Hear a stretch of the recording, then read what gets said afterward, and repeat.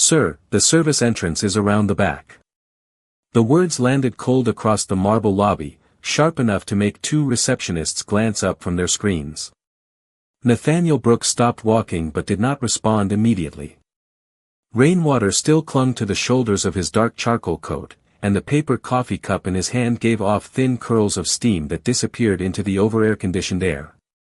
Behind him, Manhattan moved through the glass walls and streaks of yellow cabs and wet pavement reflections, but inside Brooks' Meridian Tower, everything felt still. Ethan Caldwell stood near the security desk with one hand tucked inside the pocket of his tailored navy suit, the silver edge of his watch catching the morning light. He looked Nathaniel up and down once, calmly, dismissively, the same way someone might glance at a man delivering copier toner before an important meeting. "You can't stand here," Ethan added. "Executive staff will be arriving any minute." A few employees crossing the lobby slowed their pace just enough to watch. Nathaniel lowered his eyes briefly toward the polished black marble beneath his shoes. The floor reflected the ceiling light so perfectly it almost looked like water. Then he checked the time on the old stainless steel watch around his wrist. 6:52 a.m. exactly. 6 minutes, he thought. That was usually all it took. The security guard behind the desk cleared his throat awkwardly. "Sir, do you have building credentials?" Nathaniel lifted his gaze calmly and reached into his coat pocket. The badge he placed on the counter looked older than the sleek digital IDs clipped to everyone else's belts. The edges were worn slightly. The company logo had changed twice since it was issued. Ethan glanced at it and gave a quiet laugh through his nose. That badge expired years ago. Nathaniel wrapped both hands around the warm coffee cup again. "Did it?" His voice stayed low, almost thoughtful. Ethan took a single step closer. Expensive cologne drifted through the cold air between them. "Look," he said, lowering his tone the way executives did when pretending to be polite, "investors from Chicago are coming in this morning. I don't want confusion in the lobby. So either head outside or use the staff entrance like everyone else." Nathaniel studied him carefully now. The perfect haircut. The pressed suit. The confidence built from years of people moving out of his way. Around them, elevator doors opened and closed with soft chimes. High heels clicked across stone. Somewhere near the cafe station, milk hissed beneath an espresso wand. Nobody interrupted. Nobody defended the quiet black man standing beside the front desk holding a $5 coffee. One young intern near the elevators shifted uncomfortably but quickly looked away when Ethan noticed her watching. Nathaniel nodded once, slowly, as if filing something away. "You seem very certain about where I belong," he said. Ethan smiled thinly. "I'm certain about who belongs on this floor." The words lingered in the air between them. Nathaniel looked past Ethan toward the massive silver letters mounted behind reception. Brooks Meridian Global. His name stretched 20 feet wide across imported Italian stone. Yet nobody in the lobby seemed to recognize the man standing directly beneath it. Nathaniel checked his watch one more time. 6:57 a.m. 1 minute left. Then the elevators opened upstairs. The elevator doors upstairs slid open with a soft metallic whisper, but down in the lobby, nobody noticed at first. Ethan Caldwell adjusted the cuff of his suit and glanced toward the revolving doors where more employees were beginning to enter from the rain. Morning light spilled across the marble floor in pale silver streaks, catching dust in the air like floating ash. Nathaniel Brooks remained perfectly still beside the security desk. The coffee in his hand had gone lukewarm. He did not seem bothered by it. The young security guard shifted uneasily and looked again at the worn employee badge resting on the counter. Something about the name printed on it tugged at his memory, but Ethan's presence filled too much space for him to think clearly. "Sir," the guard said carefully, "if you would just wait outside for a moment, we can sort this out." Nathaniel gave a small nod, almost kind. "I have been waiting," he replied quietly. Ethan exhaled through his nose, already losing patience. You are holding up the lobby over a misunderstanding. Nathaniel looked at him for a moment longer. Not angry. Not embarrassed.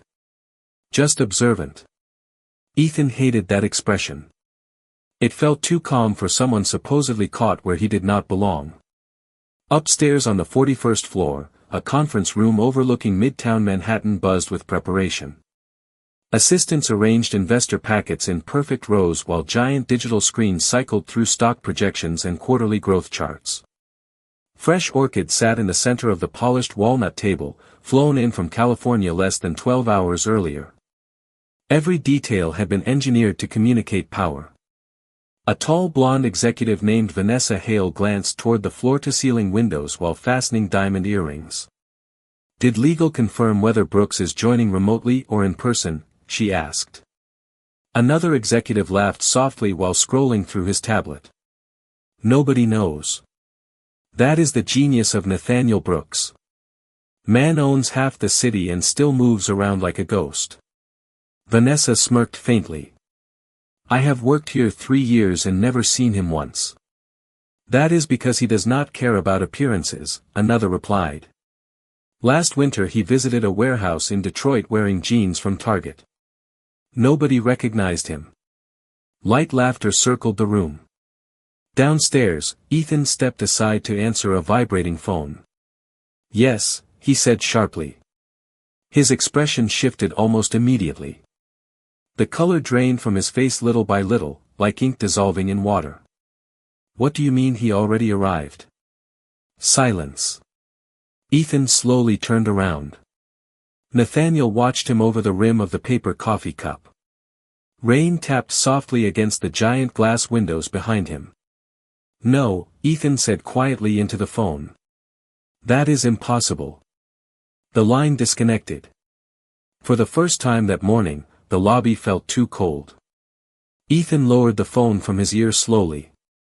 Around him, conversations faded one by one as people sensed something changing beneath the surface. The intern near the elevators looked between the two men nervously. The security guard swallowed hard. Nathaniel finally set the empty coffee cup down beside the old employee badge. My mother used to clean buildings like this, he said softly. Nobody spoke. His voice was steady, almost distant now. She told me something when I was 12 years old. Ethan could hear his own heartbeat.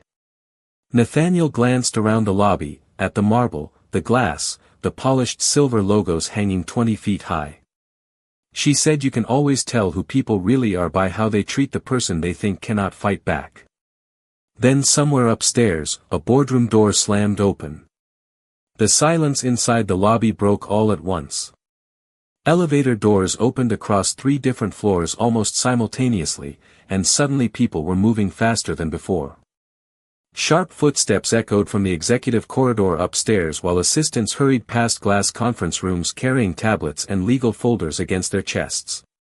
On the 41st floor, Vanessa Hale looked up from the investor presentation as the board chairman entered without warning. Harold Whitmore rarely moved quickly.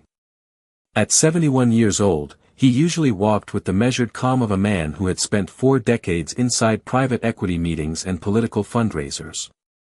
But this morning, his gray overcoat hung open, and there was tension carved deep around his mouth.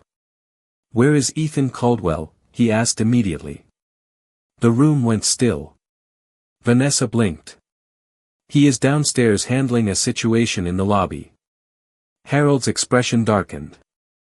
I am aware of the situation. Nobody spoke after that. The digital presentation behind them continued cycling through stock valuations and expansion forecasts, casting pale blue light across nervous faces. Outside the massive windows, rain drifted across Manhattan in soft gray sheets, blurring the skyline into streaks of steel and fog. Harold loosened his tie once. Mr. Brooks arrived 7 minutes ago, he said quietly. A sharp silence followed. One executive nearly dropped the folder in his hands. Vanessa stared at him. No, she whispered. Harold looked directly at her. Yes. Downstairs, Ethan Caldwell stood frozen beside the security desk while employees quietly pretended not to stare.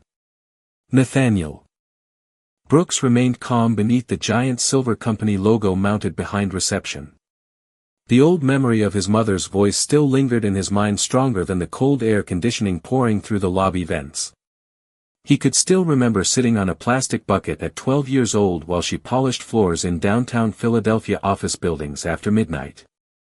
She used to point toward executives in expensive suits and whisper, "Watch how they treat the janitors when nobody important is looking." Back then, Nathaniel had not understood what she meant. Years later, after building Brooks Meridian from a rented warehouse with 2 folding tables and a borrowed desktop computer, he understood perfectly. Success had never impressed him half as much as kindness. The security guard behind the desk suddenly straightened as his earpiece crackled alive. "Yes, sir," he said quickly. "Yes, understood." His eyes widened little by little while listening. Then he looked toward Nathaniel with visible panic. Ethan noticed immediately.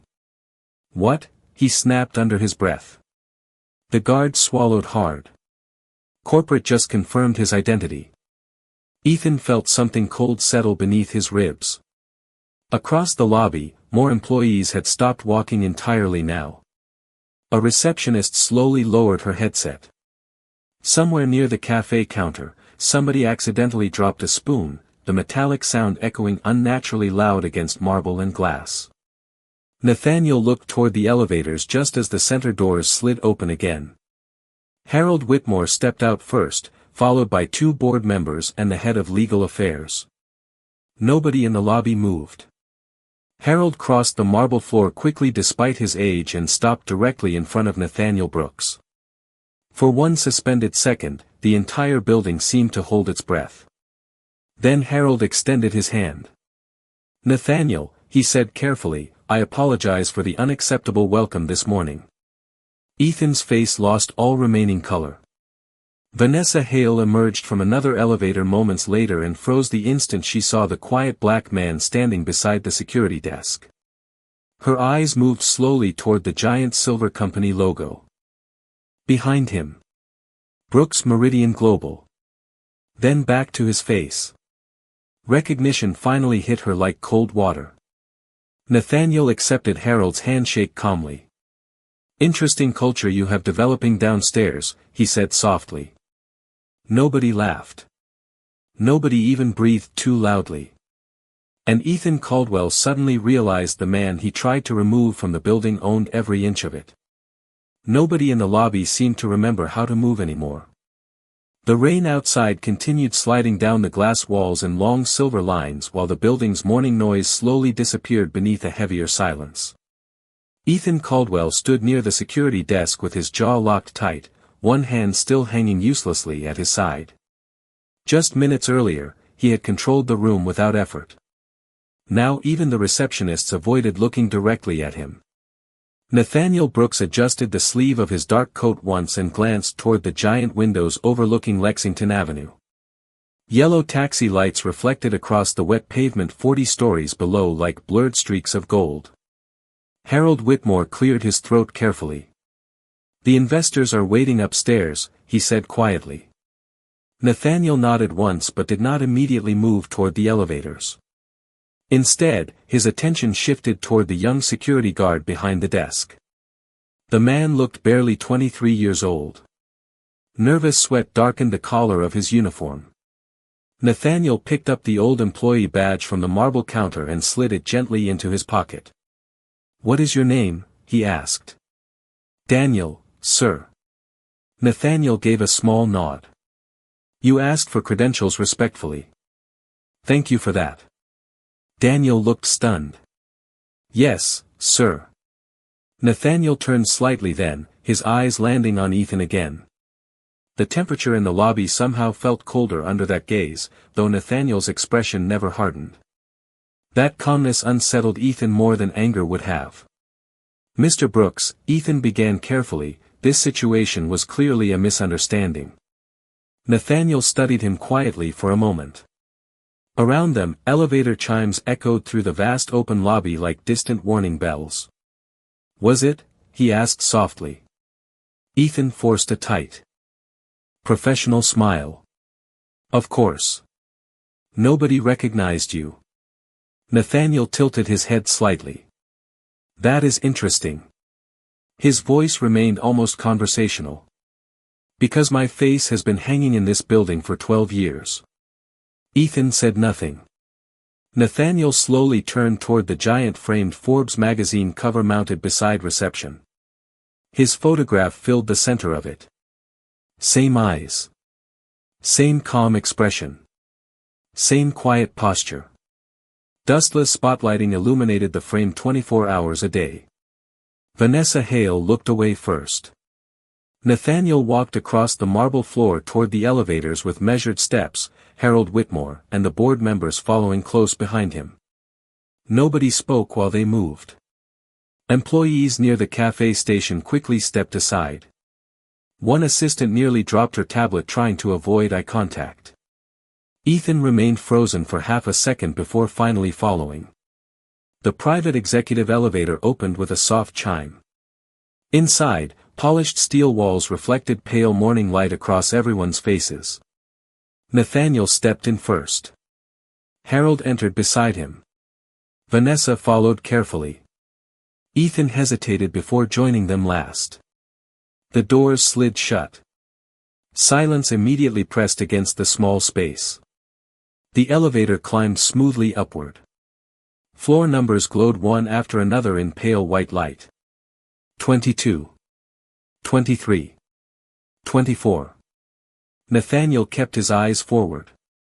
Do you know why I still visit buildings unannounced? He asked quietly. Nobody answered. The hum of the elevator motor filled the silence instead. Nathaniel folded his hands loosely in front of him. Because culture does not reveal itself during presentations. Floor 31. 32. Ethan stared at the steel floor beneath his shoes. Nathaniel continued calmly. It reveals itself in small moments. In lobbies. In hallways. In how quickly people decide who matters. Vanessa swallowed hard. Harold removed his glasses slowly and rubbed the bridge of his nose like a man already exhausted by the day ahead. The elevator finally stopped at the executive floor. The doors opened onto polished walnut walls and soft amber lighting. Beyond the glass conference room, investors from Chicago stood waiting beside prepared breakfast trays and projection screens glowing blue against the skyline. Nathaniel stepped out first. Then he stopped walking. Without turning around, he spoke one final sentence into the heavy silence behind him. And this morning, he said softly, your building told me everything. The conference room overlooking Midtown Manhattan had never felt so small. Investors from Chicago stood near the glass walls pretending to study skyline views while tension spread quietly through the room like smoke. Fresh coffee sat untouched beside silver trays of pastries growing cold under recessed lighting. Nobody seemed interested in breakfast anymore. Nathaniel Brooks entered without hurry, removing his dark coat slowly before draping it across the back of the chair at the head of the walnut table. The movement was calm, ordinary, almost gentle, yet every executive in the room watched it like a judge entering court. Ethan Caldwell remained near the far end of the table, shoulders rigid beneath his tailored suit. He had built his entire career on reading rooms quickly, controlling perception, projecting certainty before weakness could ever surface. But this room no longer belonged to him. Nathaniel rested both hands lightly against the polished table and looked around once. The city glowed gray behind him through 40 feet of glass. Rain drifted over Manhattan in soft waves, muting the world outside into silver blur and shadow. Before we begin discussing investor expansion, Nathaniel said quietly, I would like to review this morning. Nobody moved. Harold Whitmore slowly sat down and removed his glasses again. Vanessa Hale folded her hands together tightly enough for her knuckles to pale. Nathaniel pressed a small remote beside the conference screen. Instantly, security footage from the lobby appeared across the giant display wall. There he was. Standing near reception with a paper coffee cup in hand while employees passed by without seeing him. Ethan's voice filled the room moments later through the overhead speakers. Maintenance entrance is around the back. Several investors shifted uncomfortably in their chairs. Nathaniel did not look toward the screen. He watched the people instead. He always believed reactions revealed more than evidence ever could. The footage continued. The old employee badge resting on marble. The dismissive smiles. The careful avoidance from everyone too afraid to challenge authority. Then Ethan's voice again. I am certain about who belongs on this floor. Silence swallowed the room afterward. Even the air conditioning seemed louder now. Nathaniel finally lowered the remote onto the table with a soft click. Tell me something, he said calmly. At what point did anyone stop to consider that the problem might not be the man standing quietly in the lobby? Nobody answered. Ethan cleared his throat once. Nathaniel, if I may explain the situation. Nathaniel looked toward him finally. Not angry. Somehow that made it worse. Please do. Ethan straightened slightly. Security concerns require judgment calls. We receive threats, unauthorized visitors, protesters. My responsibility was protecting the building. Nathaniel nodded once as though considering the answer seriously. Interesting. Ethan pressed forward carefully. You arrived without notice, dressed casually, carrying outdated credentials. Anyone would have questioned it. Nathaniel leaned back slightly in his chair. The soft amber light above the conference table reflected faintly across the steel face of his watch. Questioning someone is not the issue, he replied quietly. Deciding they are beneath respect is. Ethan opened his mouth, then stopped. Across the room, nobody looked at him anymore. Nathaniel folded his hands together. Do you know what troubled me most this morning? He asked. It was not the assumption that I did not belong here. His eyes moved slowly around the table. It was how comfortable everyone became once they believed I had no power.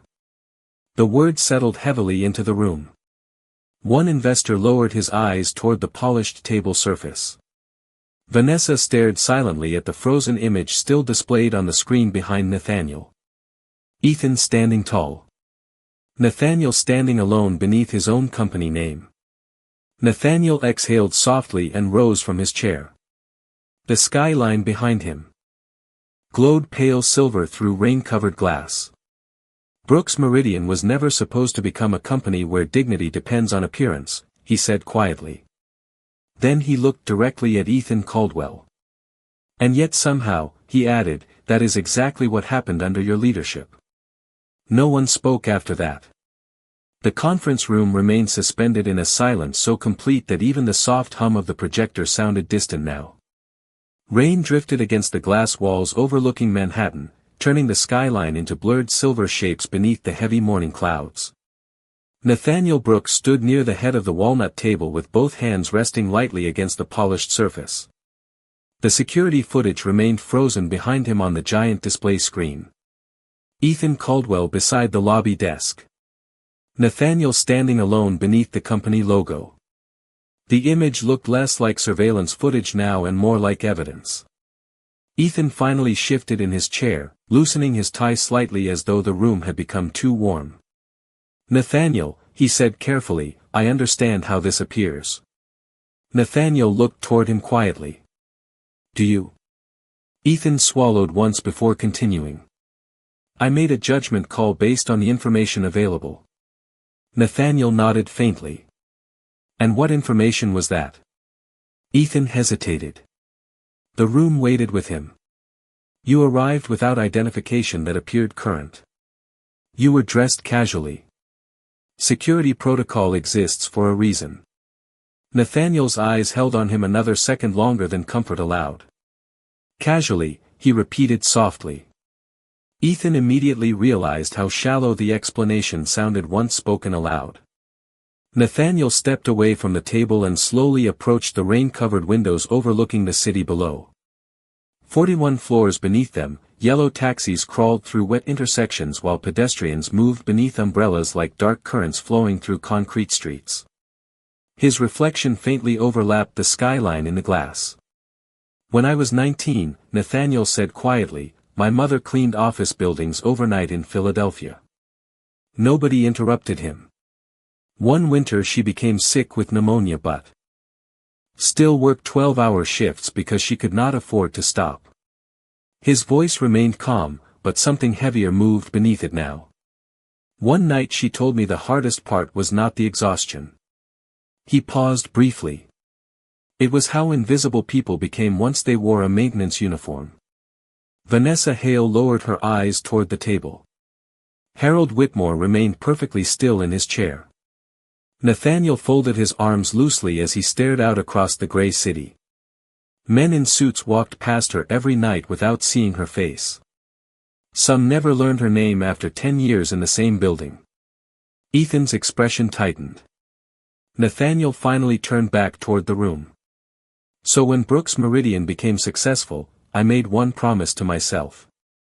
The rain softened outside, turning the windows into shimmering sheets of silver light. "No employee here would ever feel invisible."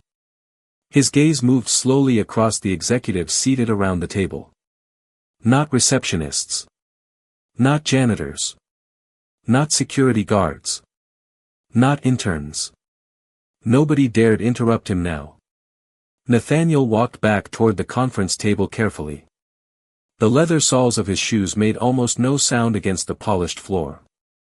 "But this morning I watched educated people decide within seconds that a black man carrying coffee belonged near the loading dock instead of the executive floor." Ethan looked down at his hands. Nathaniel's voice never rose. Somehow that restraint carried more weight than anger ever could. "Do you understand what that means for every employee in this company who looks like me?" Ethan opened his mouth but no words came out. The silence answered for him. Nathaniel glanced toward the frozen image still glowing behind him. "This was never about whether you recognized the owner," he said quietly. "It was about whether you believed someone who looked like me could possibly belong in power without announcing it first." The room seemed to shrink around those words. One investor removed his glasses slowly and rubbed his eyes. Vanessa's throat tightened visibly. Ethan sat motionless beneath the cold conference lighting while the reflection of the paused security footage flickered faintly across the table in front of him. Then Nathaniel reached down and switched the screen off entirely. Darkness filled the wall behind him again. And somehow the room felt even heavier without the image there. The room stayed quiet long after the screen went dark. Outside the towering glass windows, rain drifted across Manhattan in soft gray ribbons while the skyline slowly brightened beneath the late morning clouds. Nathaniel Brooks stood near the head of the walnut conference table with one hand resting lightly against the polished wood. The reflection of the city shimmered faintly across the steel frame of his watch. Nobody seemed willing to break the silence first. Ethan Caldwell finally pushed his chair back slightly and stood. The movement felt uncertain now, stripped of the smooth confidence he usually carried into every room. His tie hung looser than before. Tiny lines of stress had settled around his mouth. "Nathaniel," he said quietly, "I owe you an apology." Nathaniel looked at him calmly but said nothing. Ethan glanced briefly around the conference room before lowering his eyes again. "I made assumptions this morning that I should not have made." The word sounded practiced at first, like language shaped by corporate crisis meetings and public relations training. But then his voice tightened unexpectedly. "And I embarrassed both you and this company." Harold Whitmore folded his hands together slowly while watching him. Vanessa Hale remained motionless beside the window, her reflection faint in the rain-covered glass. Nathaniel studied Ethan for several long seconds before finally speaking. "You did not embarrass me." Ethan looked up. Nathaniel's expression remained steady, almost unreadable. "You revealed yourself." The sentence landed softly but carried enough weight to silence the entire room again. Ethan swallowed hard. Nathaniel stepped away from the table and walked slowly toward the windows overlooking the city below. Far beneath them, people crossed intersections beneath umbrellas without any idea what had just unfolded 41 floors above their heads. Do you know the dangerous thing about environments like this? Nathaniel asked quietly. Nobody answered. Eventually people stopped seeing human beings. His reflection hovered faintly in the glass beside the skyline. They start seeing categories instead. Executives. Assistants. Security. Maintenance. He paused briefly. Black. White. Important. Invisible. Ethan lowered himself slowly back into his chair. The leather creaked softly beneath him. Nathaniel turned back toward the room. And once that happens, respect becomes conditional. Vanessa closed her eyes briefly as though the words physically hurt to hear. Nathaniel looked toward Ethan again. This morning was not a single mistake, he said quietly. It was a culture problem that grew comfortable in this building because nobody challenged it. Ethan rubbed a hand across his forehead slowly. For the first time since entering the room, he looked less defensive than tired. You are right, he admitted. The words came out barely above a whisper. Somewhere along the way I stopped seeing people individually. Nathaniel nodded faintly. Power can do that. Rain tapped softly against the windows behind them. One investor near the far side of the table removed his glasses and stared silently at the skyline. The room no longer felt like a business meeting now. It felt personal. Human. Nathaniel walked back toward the conference table carefully. I built Brooks Meridian because I was tired of watching talented people become invisible the moment they entered certain rooms, he said. My mother spent half her life cleaning offices where executives never once learned her name. His voice stayed calm, but something deeper moved beneath it now. She deserved dignity before anyone knew who her son would become. Ethan looked down again. Nathaniel stopped directly across from him. And so does every person who walks through our doors. Nobody moved. Nobody even reached for the untouched coffee anymore. Nathaniel finally exhaled softly and glanced toward Harold Whitmore. Effective immediately, he said quietly, Ethan Caldwell is removed from operational leadership pending full board review. The sentence landed without drama. No raised voice. No anger. Somehow that made it heavier. Ethan closed his eyes. Briefly but did not argue. Nathaniel continued calmly. Human resources leadership will also undergo immediate restructuring. Vanessa inhaled sharply. Nathaniel's gaze moved slowly around the room one final time. If this company forgets the humanity of the people without power, he said softly, then none of this success means anything at all. And for the first time that morning, nobody in the room disagreed. The executive floor had grown unusually quiet by late afternoon. Most of the investors had already left, and the heavy energy from the morning still lingered beneath the warm amber lights of the conference room. Rainwater continued sliding slowly down the giant glass windows overlooking Manhattan, though sunlight had finally started breaking through the clouds in pale gold streaks. Ethan Caldwell remained seated alone at the far end of the walnut conference table, staring at the untouched coffee beside his hand. The room no longer felt like the center of power. It felt smaller now. Honest. Nathaniel Brooks stood near the windows with his dark coat folded neatly over one arm. The skyline reflected faintly across the polished floor beneath him while distant traffic moved through the city below like streams of light. Ethan finally spoke without looking up. I spent years believing success meant separating myself from people beneath my position. His voice sounded tired now, stripped of the confidence that once filled every room he entered. Nathaniel remained silent. Ethan slowly rubbed his hands together once. This morning I looked at you and decided your value before you even opened your mouth. The words hung heavily in the still room. Nathaniel turned slightly toward him. That happens every day to people who will never own a company, he said quietly. Ethan lowered his eyes again. The truth of that seemed harder to face than losing his title. Outside the windows, sunlight pushed through the storm clouds at last, washing the skyline in soft gold. Nathaniel walked toward the conference table slowly. "You are not the only man who made that mistake," he said calmly. "But very few people are willing to admit it after." Ethan looked up for the first time in several minutes. Nathaniel's expression held no cruelty. No satisfaction. Only calm disappointment mixed with something quieter. Humanity. "What happens to me now?" Ethan asked softly. Nathaniel rested his hand against the back of an empty chair. "That depends on whether today changed your career," he replied, "or changed you." Silence settled over the room once more while golden evening light reflected across the marble towers outside. Then Nathaniel picked up his coat and walked toward the door, leaving Ethan alone with the weight of everything he finally understood. By the time evening settled over Manhattan, the storm clouds had completely disappeared beyond the skyline. Warm golden light poured through the towering glass walls of Brooks Meridian Tower, stretching long reflections across the polished marble lobby where the morning confrontation had first begun. Employees moved more quietly now. Receptionists looked up when cleaning staff passed nearby. Conversations softened. Something inside the building had changed. Nathaniel Brooks stood near the entrance with his dark coat folded over one arm, watching the city glow beneath the fading sunset.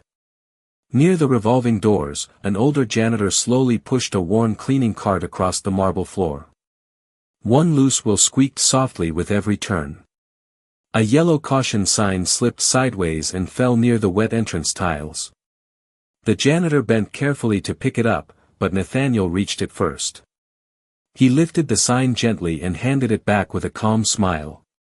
"Thank you," the older man said quietly. Nathaniel nodded once. "Long day?" The janitor laughed softly beneath tired eyes. "Feels longer when people stop seeing you." The words lingered between them for a moment. Nathaniel glanced toward the fading sunlight reflecting across the lobby floor. "My mother used to say that exact same thing." The janitor studied him more carefully then, recognition slowly crossing his face. Across the lobby, a few employees paused near the elevators, silently watching the company founder standing beside a maintenance worker as equals. No cameras. No applause. No speeches. Just quiet humanity beneath warm evening light. Outside. Taxi headlights streaked through rain-soaked streets while the city moved endlessly forward beyond the glass. Nathaniel adjusted his coat and looked once more across the marble lobby that carried his company name high above the entrance walls. This morning, people judged a man before hearing his voice. Tonight, the building felt different. Softer. More awake. The janitor slowly pushed his cart toward the west hallway while the squeaking wheel faded into the quiet tower. Nathaniel remained standing near the windows alone beneath the gold reflection of the sunset, calm and silent, while the city lights of Manhattan slowly came alive around him.